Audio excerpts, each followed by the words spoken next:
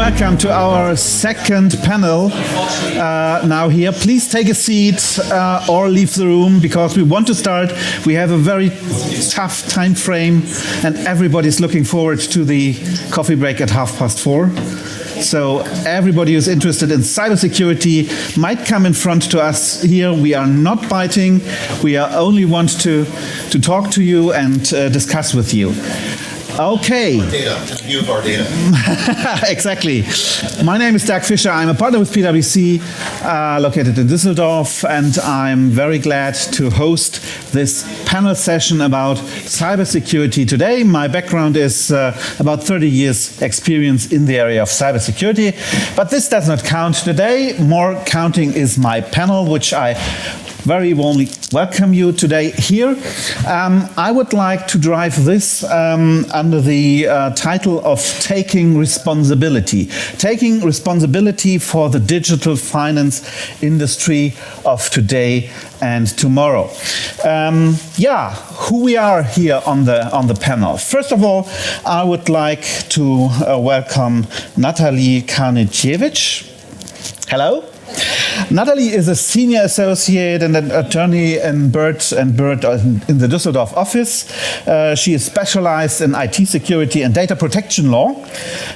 In the context of cybersecurity, she is primarily focused on contractual issues and assists clients in understanding and implementing regulatory requirements, all those who we like and see every day, NIS2, RCE, DORA, and all this stuff. Well, welcome. Next is Dr. Miriam Sinn. She is part of the team who wrote the original TIBER EU framework at the European level. Then she pushes for the implementation of TIBER in Germany, and today she heads the TIBER cyber team at Deutsche Bundesbank, operating the National Competence Center for TIBER tests. So what does German Deutsche Bundesbank does? They are offering TIBER tests to banks, insurance companies, financial market infrastructures, and critical service providers. Next is Christina Flörsch. Christina studied mathematics and economics at Karlsruhe, which she has in common with me, but only some years later, at the KIT, obtaining the diploma in 2013. She went on to work as a consultant for IT management in the financial sector in the UK and Germany before starting at Commerzbank in 2018, where she is now taking up the role as a senior project manager for risk and information security. Her main focus is on assessing and improving cyber resilience via running threat intelligence-based red teaming and exercises and quantifying cyber risk. Last but not least, Patrick Mkhael is a senior cybersecurity engineer at Hacknowledge and leads its detection engineering activities. He is also member of the offensive security and incident response team. The detection engineering team work on creation of detection rule based on latest TTPs with an offensive security approach in addition to a detection based on rarity and anomaly using machine learning. So a very technical section here, and I think you will show us some inputs regarding the technical side. But I think we should start on a high level, not to directly go into the technology. While setting the scene a little bit, only a little bit, what are the three main challenges in not only in the financial sector, but especially in the financial sector, if we are talking about fintechs, about digitization, and so on? Well, number one, obviously, is protection. Protection of sensitive data and to ensure operational resilience. Number two, third-party management. Everybody of us, all the companies, are relying on third parties, and if they are not operating well, it is directly affecting the financial service industry. And last but not least, regulation. Keep up to date with all this daily changing regulation stuff. And this is exactly the entry point where we should start our discussion. And I'm looking a little bit into the direction of Natallia. The EU Council entered the Digital Operational Resilience Act into force on January 16th this year. With an implementation period of 2 years, financial entities will be expected to be compliant with the regulation latest in early 2025. So not so much time. Natallia, for those not being aware of DORA, a short summary might be helpful to start with. How will DORA impact the European finance ecosystem? Thank you, Derk. Well, you have nicely summarized the most important facts regarding this major piece of cybersecurity legislation in just one sentence. And I would like to concentrate on just 5 points. So we are speaking about the Digital Operational Resilience Act for the financial sector. Most important, it is lex specialis, so it is a sector-specific legislation which only concentrates on financial entities and their service providers. This is important to understand, to draw the clear line between the DORA, the Digital Operational Resilience Act, and the NIS2, which is also a very, very important cybersecurity legislative act. And so if you are caught as a financial entity by the DORA, so you will be likely not in scope of the NIS2. You will not need to have to deal with this act. Another important point is the aim of this act. The purpose of this act is to ensure the digital operational resilience. So it is not about financial risks. It is not about protecting personal data. This will be the subject of the General Data Protection Regulation. We are talking only about the protection of network and information systems, about infrastructure. So it doesn't matter where the data is, whether it is personal data or not. We want to ensure that the infrastructure, the network and information systems are secure. This is the purpose of this act. Now, another important point you mentioned is it is a regulation. So it is not a directive. It does not need to be transposed into the local law.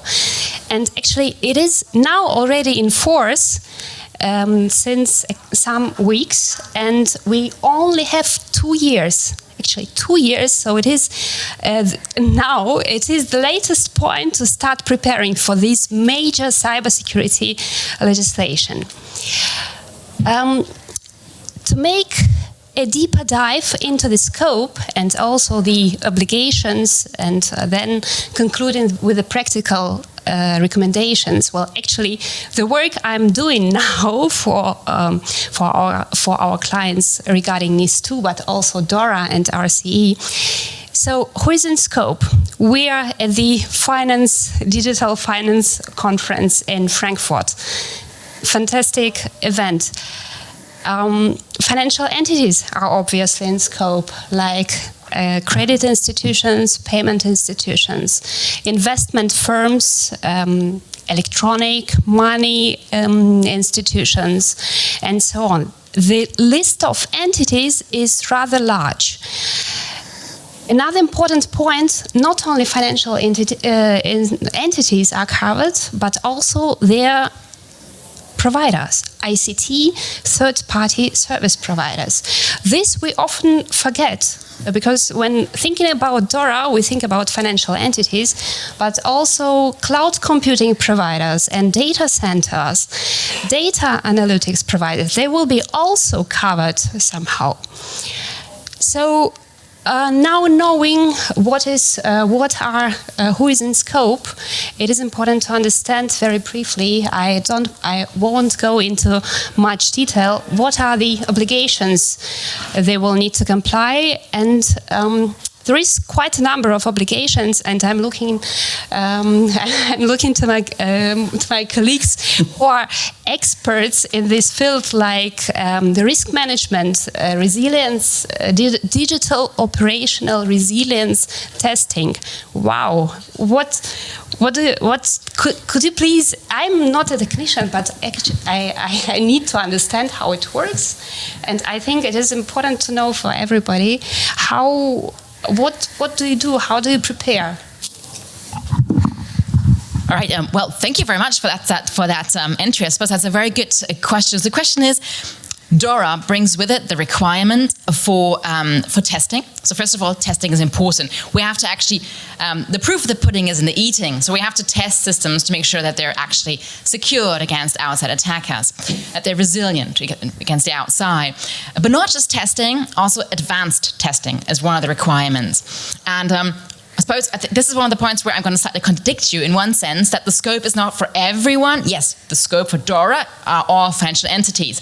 But for the advanced threat-led penetration testing, the scope is going to be a smaller subset. So not every single entity in the financial market will have to go through the quite burdensome threat-led penetration testing, but only those who are deemed to have surpassed a certain threshold in size, interconnectedness, cyber maturity, and so on and so forth. Exactly who these will be is going to be determined by criteria which are at this very moment being negotiated as we draft the regulatory technical standards, which will give criteria for which one amongst us lucky ones gets to do TLPT testing. Once these have been finalized, 18 months period for these RTS, so we'll have to be a bit more patient. The competent authority will notify those entities that have to come to us and with us go through these threat-led penetration tests. But I like your question, what does it actually mean? What is that? What does that mean we have to do threat-led penetration tests, and how do I prepare? All right, so these are two questions. I'll take them one after the other. So what is it? It is essentially faking to be an attacker and trying to get into your institution. So say you know what? I'll take an example, not actually from IT, but from just imagine you have a house. Lots of you have a house or a flat or whatever. You can imagine this. And now the question is, how do we test that this house is protected against attackers? You can take like an axe and bang against your front door and see if you can knock it open.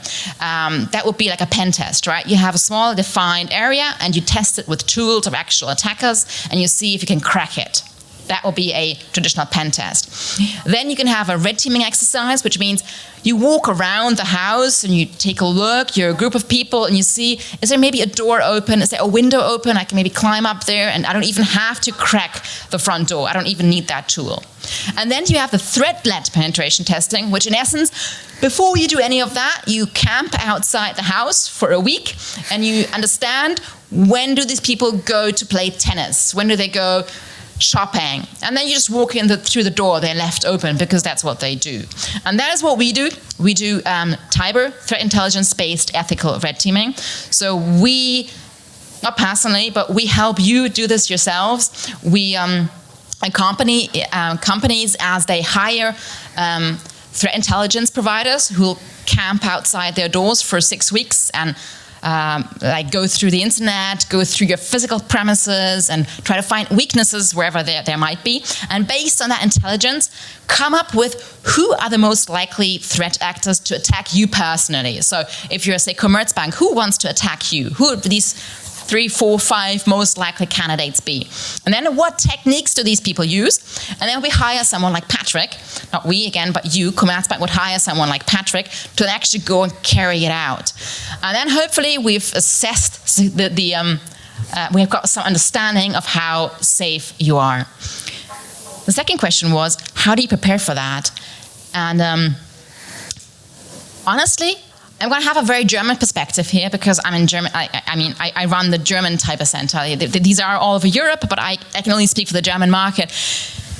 And the large companies in Germany in the financial sector, they're already running these tests with us. I mean, there's very few who I suspect might fall under DORA, might be identified as large and important enough, but they're already doing it. And you know why?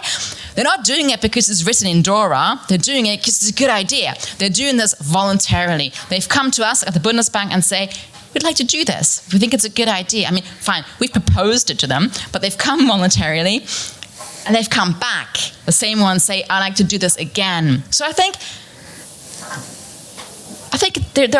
we were seeing that people want to do this by themselves because they see the benefit of it. And now, through DORA, I guess we're sort of making sure we rope everyone in who might have fallen through the cracks before. But obviously, I'm biased, as you've heard. I mean, I wrote that framework. I've set up the team. I'm trying to sell this thing as much as I can. So, I mean, don't take my word for it. I think Christina might be more of a more credible source on this. Yeah, you brought me here, so we'll see how credible I am. You didn't have to say that. You're honest. I'm being honest. Yeah, so we at Commerzbank, we did one of those TIBER tests, actually. We were fortunate enough to already have completed it. And let me tell you, it's no walk in the park. So it took us a year to do it. It took us already only understanding the framework, and this is where support from your team has been immensely helpful. Is really handy. And it's the first step that you need to do, understanding what's really required of you. Because what we used to do before that, what we are also still continuing to doing, is this standard pen test that Miriam already mentioned. So we had one system that we focused on, maybe also the interfaces between it, but not an entire attack path, thinking about how would an attacker get in, how would he walk across our network and then place his attack against one particular system. And it's quite some work that goes into it. So it takes us a year to complete a test. We have this threat intelligence usually between 6 and 8 weeks, and this is something that we are also doing ourselves. So I would assume that we had already maybe a heads up because we have internal knowledge about it. But getting an external point of view is extremely helpful because you're somehow blind for your own organization, sometimes at least, so giving a third perspective is helpful. They also provide you with like active reconnaissance parts. Are there any vulnerabilities on your external surfing infrastructure? What do your employees tell on LinkedIn and sing about what they're doing, where they're doing it? Yeah, we actually use this information to place phishing attacks then that we carried out during the red team phase. And then it's a cat and mouse play, kind of who will be detected, who will be successful, is anyone clicking on something and he or she is not meant to be. And it was very interesting because we had the knowledge that we had from our previous pen tests is something that was confirmed by the red teaming. However, what it added in addition was this knowledge about how our processes worked with the product systems that we have underneath it. And this is something, this entire attack path was something that we discovered first thing now. And we had assumptions before we did TIBER, but real proof only came with TIBER. Before we move on to Patrick, perhaps one or two questions here. One is about prerequisites. I just learned that pen testing and TIBER is quite close together, but it's different. Yeah, TIBER is a red teaming exercise. Pen testing is, I like this example because I'm also using it. I missed the key below the doormat. Nevertheless, what do you think? Should everybody, even outside the financial service industry, do TIBER, or do we have prerequisites? It's a lot more work, but it's also it gives just another perspective to it. It's something entirely new because you have this entire contact paths which have not been done in a regular penetration test beforehand. And with that, you can have raise greater sensitivity within your developers, your IT teams. I mean, once we completed it, we talked about it internally, right? So I went to our trainees, I went to our developments, and I showed them the real life examples from our testing and guys, it's no joke.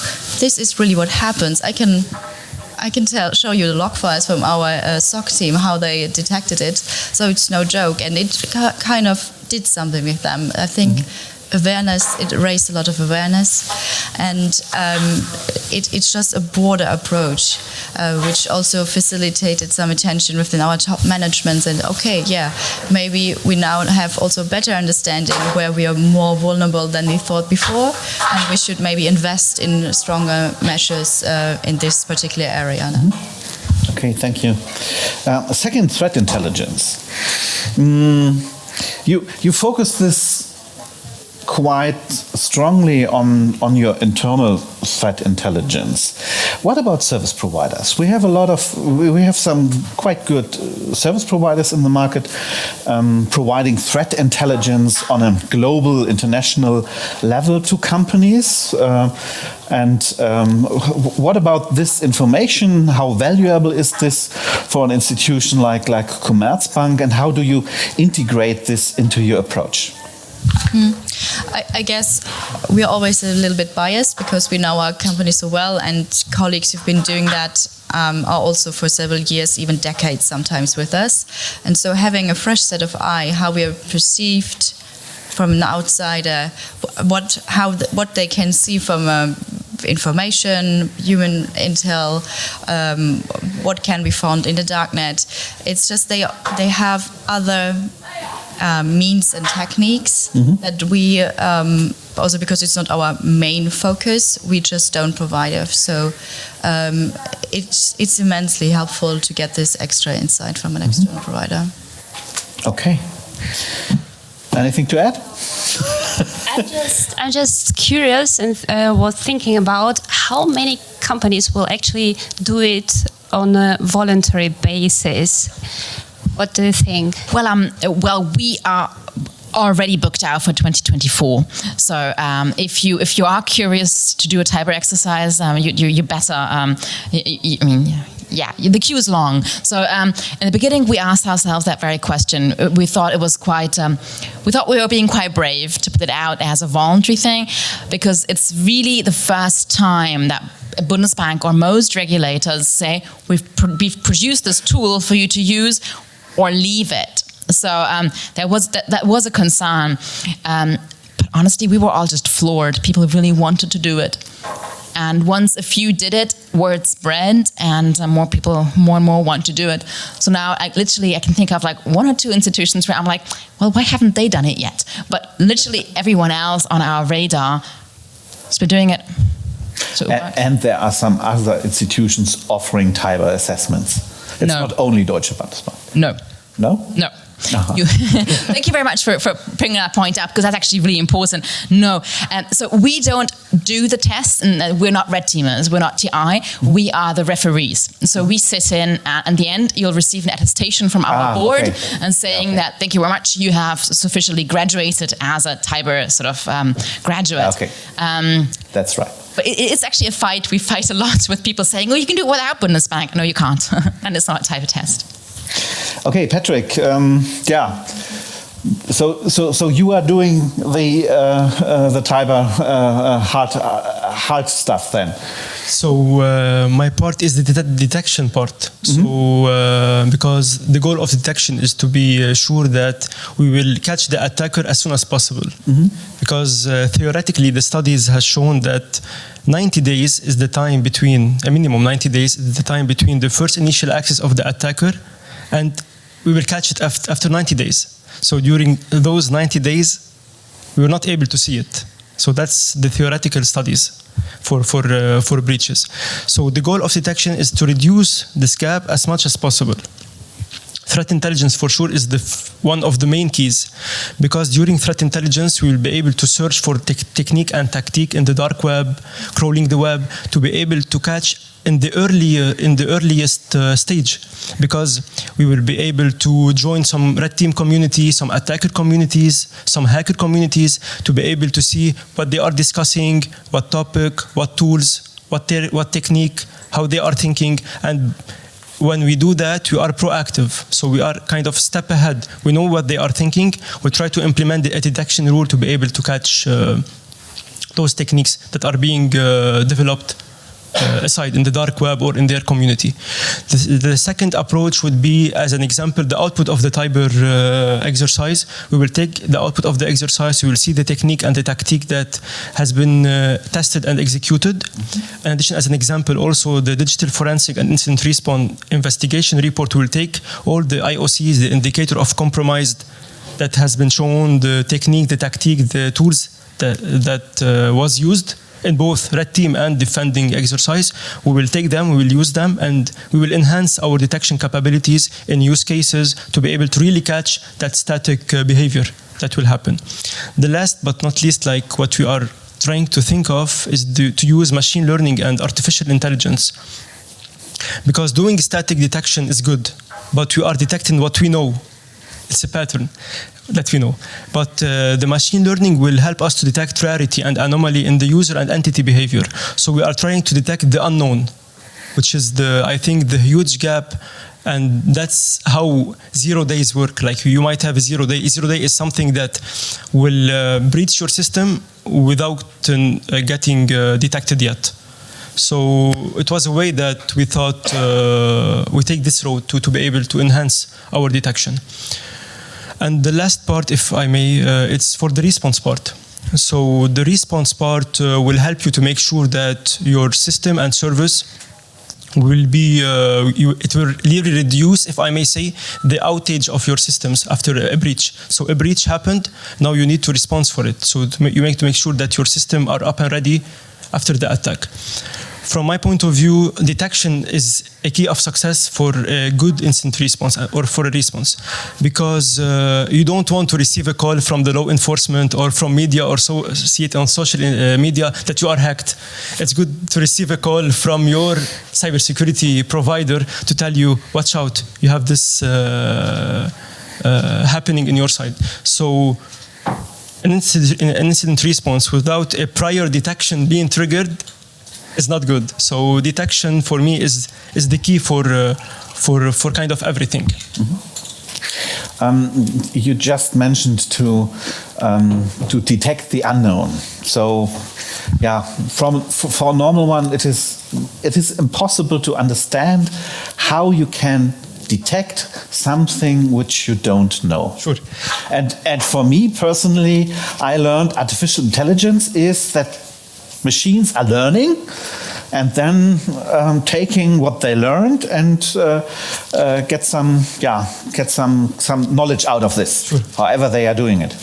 How can this work? Sure. So in machine learning, you have two approach. You have the supervised machine learning and the unsupervised. So the supervised, you are feeding it with data, what is known and what is unknown. And based on the baseline that you are feeding it, it will tell you when you have deviation. This is a rarity or anomaly. Unsupervised is more complex. Like you will create this narrow script, something more advanced, and it will learn alone. What we are currently trying to do is the supervised part. Mm-hmm. It's a quick win for us. So in an easy way, we have the pattern of all our customers. We know what happened in the last X day. We know what you have done on your PC, what you have done, what you have opened on your web, what you have received as an email, for sure, in a good way. And then when we have this baseline per client, for sure, so all is segregated, we will know when we have a deviation, like something that never happened in the last 90 days, we will increase the severity of an alert, saying, okay, that action, this domain, this website, this email, have never been a communication in the last 180 days. Let's raise the severity for it, saying there is a rarity, there is an anomaly being happened here. Mm-hmm. And for sure, sometimes machine learning by itself is not enough to raise something and saying this is suspicious. So we do kind of correlation. We do a correlation between a static rule saying if this happened, this is malicious. So we have a static thing, and in addition to it, if in a quick time or in 5 minutes, 10 minutes, we have the static being triggered, in addition to something rare from the same PC, from the same email, from the same domain, it will increase the severity to high or to critical. Mm-hmm. Okay, thank you. I'm still not convinced. No, kidding.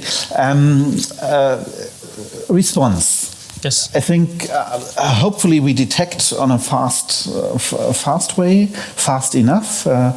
I can tell you from own experience that it is not funny to visit a company who just was fully encrypted and no system is working any longer.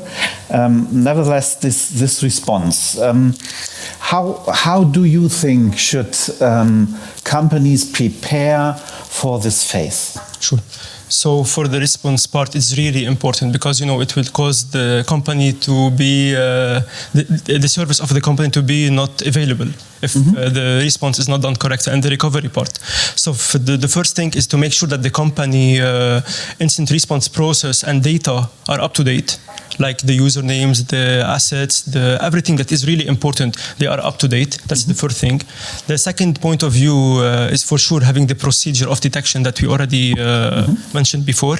And the most important point for me that I'm not really seeing is the recovery part, because you might think that your system, you have backups, but are your backup functional? Don't ask me. That's the point. And I faced one time where the hacker were able to access the recovery, the backups, and clean them. So why not having an offline also backup? So like having multiple forms of backup. And the one last point I would like to add is, like, I always suggest to our client or to companies, not our client, like to perform instant response emulation. Because you might not need an instant response in 2 years, but do you know that it will work? So it's not bad to emulate an attack and to perform the full cycle of instant response from preparation till the lesson learned. Sounds like a heavy investment. Is it a heavy investment or not? Honestly, it is, but it's worth it because most of the company doesn't know the impact they will have unless they will get hacked. So most of them, we go visit clients or new clients saying, we have this. They are not interested. But like 2 months, after 2 months, 3 months, we receive a call from them. Hey, we have been compromised. Please come. Okay. Maybe I could add to that. In cyber risk, it's always fun and games until something happens. And just the frequency it's very small. It doesn't happen often. But when it happens, and it's bad. And then also what Ashley just said, there's investments to be taken. There's also thinking things through and really preparing for the worst case scenario. And given that it doesn't happen too often, experience is not my own, but also from when I speak to colleagues, it's like people are reluctant to then give the investment. And that TIBER, or doing this entire attack chain path, TLPT in general, really helps you for the threat intelligence part to know where to focus on, and then to even have proof or kind of proof that it's happening, that it's possible, and that it's not that theoretical risk, but it's real. We are all. It's called Resilience Act, and we are all in. We know if someone wants to hack us, they can do it. We need to be resilient and get back into our original shape as soon as possible. Thank you. We five here, I think we are all more or less experienced risk managers in our areas. One additional topic, perhaps, I would like to add here is the insurance part. Cyber insurance is something which also comes to my attention, that clients asking, well, what about cyber insurance? Is this the right measurement, and how shall we go for this and go forward with this? We heard now a lot of TIBER and pen testing, and on one hand, on the other hand, I think we all know that insurance companies today are very careful to give a cyber insurance to a company. What are your thoughts about this? Who would like to start? It's getting quite tricky. Almost everybody was hacked, also without knowing this, I think. zero-day attacks. We're hearing about ransomware is a new normal, and everybody knows this. So it's getting more and more difficult to get this somehow insured. Well, and from my experience, insurance companies are also making these thoughts how they should enhance the process, how they should calculate the risk in order to insure the companies. So they are also interested in selling insurances, but it is, from the practical perspective, it is quite difficult to insure ransomware, knowing that almost everybody can get hacked. Though having pen testings and all the exercises, we are not secure any longer in this world. So, okay, fully agreed, but what does it mean? No cyber insurance?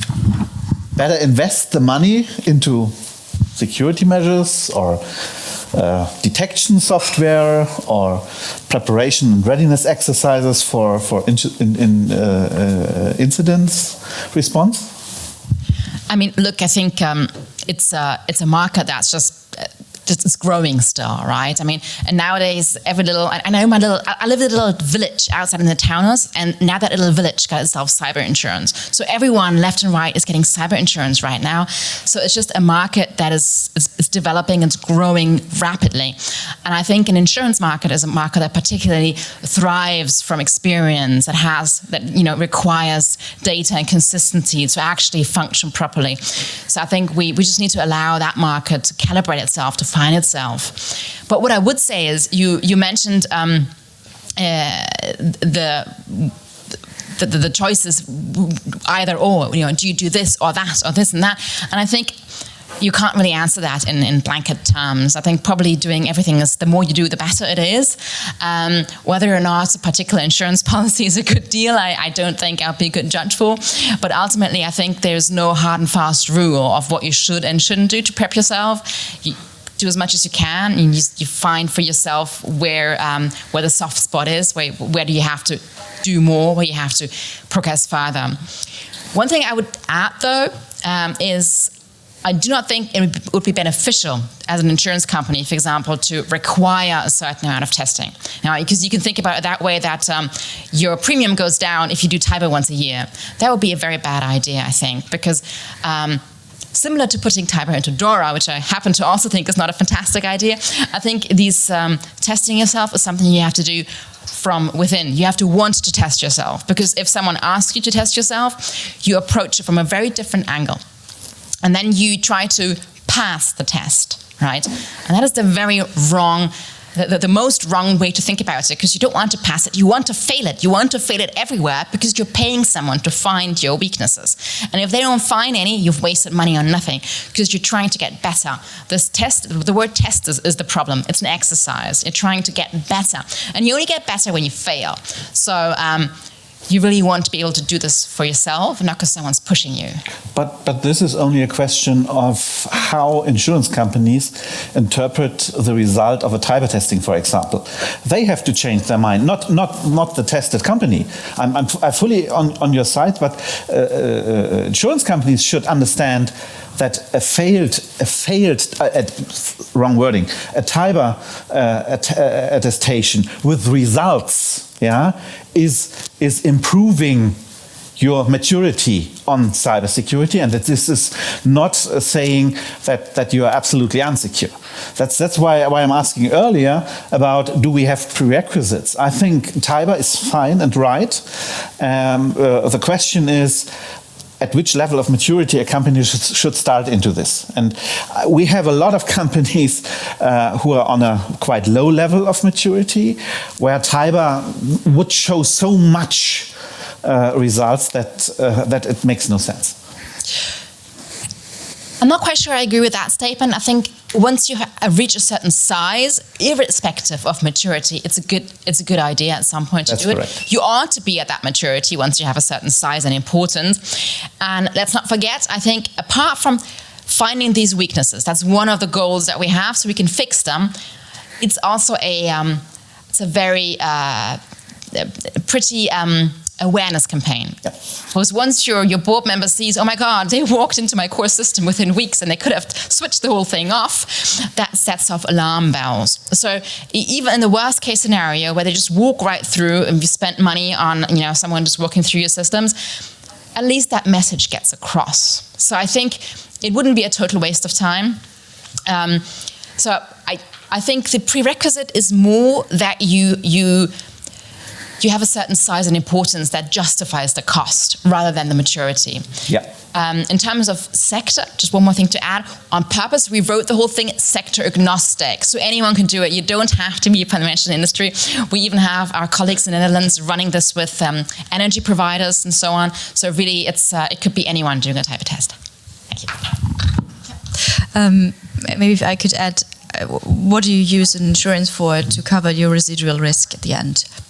And there you first need to understand what is your cyber risk. So it's actually a really difficult question to answer, and but there you can also use the methodology and techniques that TIBER is somehow bringing to your mindset in terms of really understanding, okay, that's my attack surface, that's what I'm vulnerable for, and then understanding where your residual risk is, and then you can think about if it's worth going for cyber insurance, I think. Okay. Just one sentence to add. I think good preparation is always good. So the first thing to do is really to understand: are you covered? Are you in scope of this act? And also understanding the DORA framework. This is also not everybody knows the companies in scope actually, and what is set out in this regulation. What does it say? What does it mean for me and for my processes? So, and then of course cybersecurity. If I see the risk is quite high, nevertheless. Yeah. But good preparation is the first step. Wonderful. So you just introduced my last round to you as a panel. I would like to ask you, looking at the time, for a final statement. What our audience should take away from our last 50 minutes. I think you gave it. So, Patrick? Sure. So, for me, detection is the key for you to be able to make sure you are kind of safe. So, working on detection, working on response is very important also. If I may say, just add one point for the insurance part. So, I was thinking about the fact that what caused the breach? Was it a human error that somebody clicked on something? Was it a malconfiguration caused by the company itself, or was it a 0 day? So also the insurance, I think, will take this point of view to make sure that the company caused the breach by a malconfiguration, so maybe they will take responsible about what happened. So I think it's also a point to be seen, the cause of this incident, the cause of this breach. What caused it? Will make sure will reflect maybe the insurance how they will see, and they will pay again the impact of it. So thank you. Christina, Miriam. Yes, the final takeaway from the last 50 minutes. Gosh, I suppose DORA is here, so be prepared for DORA. If you haven't yet, if you think you're a big financial entity and you've not yet done a TIBER test with us, let me know afterwards. I'm happy to be available. I completely agree with Patrick on the recovery aspects. I think that's a much undervalued point. Please, everyone, get your recovery there, because it shouldn't be cybersecurity. We should be talking about cyber resilience. I thought that was clear by now. Recovery is super important, almost as important as TIBER tests. Thank you. Yeah, and maybe now to add something. No, but I would say it's not a question of if, but when you're going to be hacked. So don't be scared, be prepared. That's our motto. And just get to know your own attack surface, what attackers would like to have from you, what they would gain, and then prepare for it again and again and again. Yeah, train. Thank you very much, Christina, Natallia, Patrick, Miriam, for your participation, for your thoughts, for your input. It was a great pleasure for me to have you here, and therefore I gave you to the coffee break, which will last until 10 to 4. Thank you very much for your attention. Keep calm, keep prepared, and look at your recovery. Thank you.